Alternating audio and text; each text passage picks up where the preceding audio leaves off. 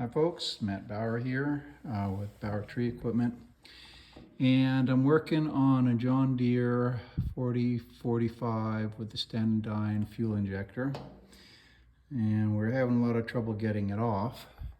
So I kept putting it off, and finally I got on YouTube and got a couple of good ideas from some different people. So I thought I would post my own little video.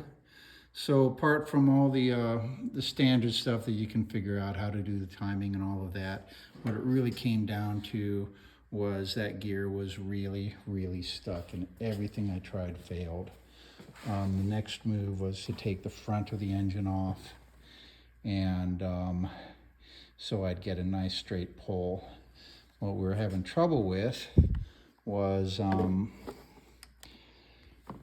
the puller kept pulling off to one side. Now these have 6mm bolts here, and they're really skinny. Most of the pullers that are big enough have much wider gaps, so you have to use a series of washers to try to get these bolts nice and secure. What I wound up doing was using a nut to secure it firmly to the pulley.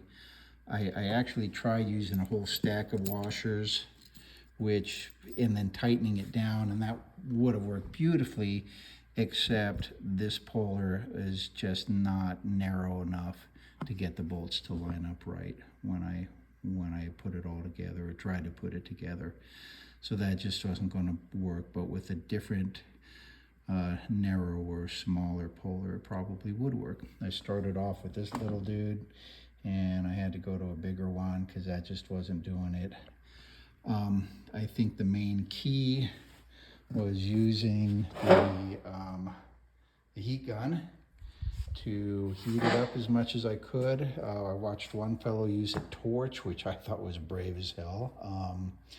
I don't know about using a torch. That's an awful lot of heat. But it worked for him. And what else? You know, using a big enough wrench really helped. There's a 3/4 inch. Nice long sucker, gave me all sorts of leverage. Using the pipe wrench to actually hold on to the bottom of the puller to keep it from putting too much pressure on the pins, and trying to hold it steady. And I eventually wound up putting a couple of wrenches in, kind of like in this position. As it cranked to one side anyway, I loosened it up and slid the wrenches in and tightened it up again, and that really held it in place nice and solid. And this is what we're talking about, right? It kept torquing to one side. So I put a wrench here and a wrench there, acting as a buffer.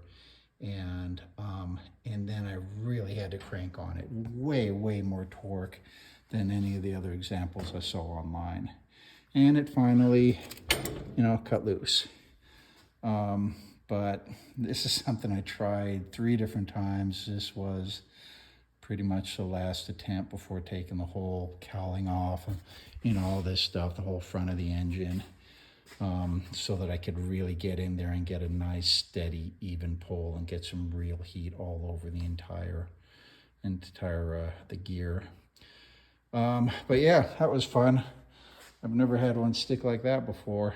It was apparently it's a thing though. It's pretty common for these injector pumps to go out, and it's pretty common for them to stick like that.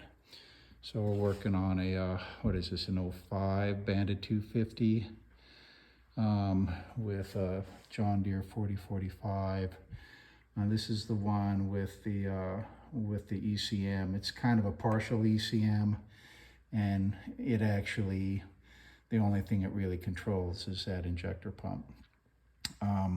And I think it's more of a monitor system than anything else.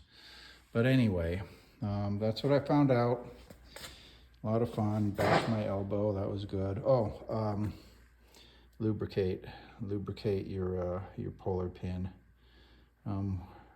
One person suggested using Never Seas rather than just oil because it holds up better. And there's Bodie, the shop doggy, keeping out of the way. He's a good dog. All right, guys. There I am. Thanks for watching.